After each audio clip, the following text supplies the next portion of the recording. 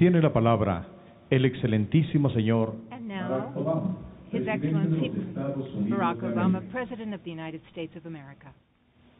Good evening, and thank you very much. Let me begin by expressing my deepest thanks to President Calderón and Mrs. Zavala for their gracious welcome, and thank you for the spectacular setting. I can't imagine a more magnificent evening.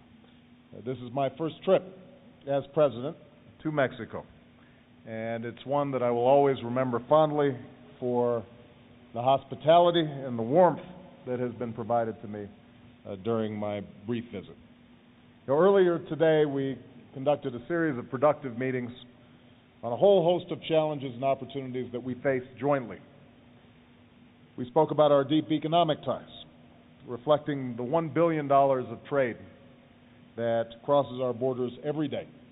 And we discussed steps that we can take together, both bilaterally and in a global setting, to advance opportunity and prosperity in our two countries and across the Americas.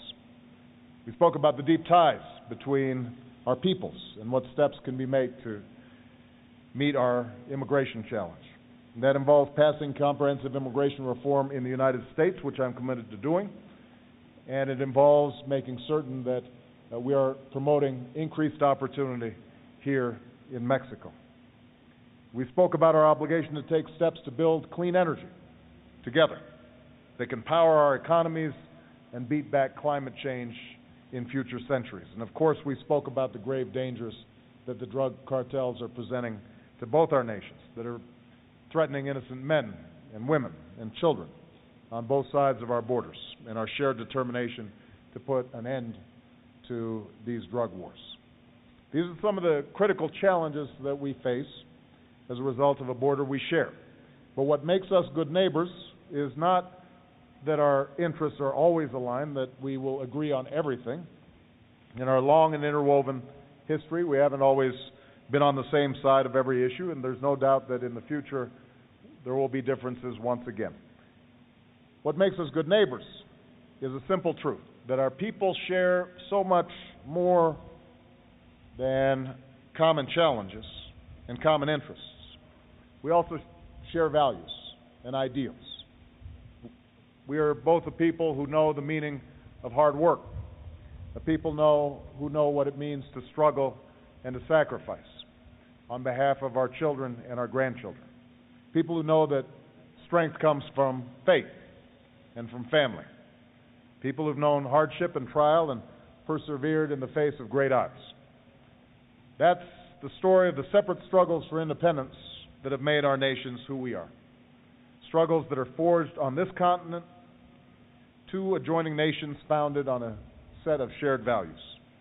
That our democracy is not simply a gift from a previous generation, but a responsibility for each generation to protect and to pass on to the next.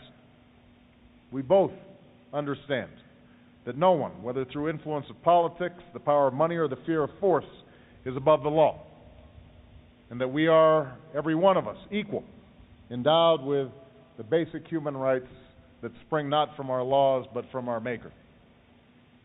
Each of our nations was formed out of this sense that a state has no greater responsibility than to uphold the essential dignity of its citizens.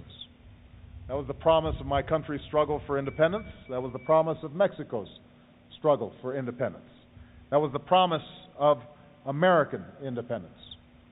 It's a promise advanced by Hidalgo as well as Washington, by Lincoln, but also by Juarez, and a promise that now falls on all of us to advance in our own time.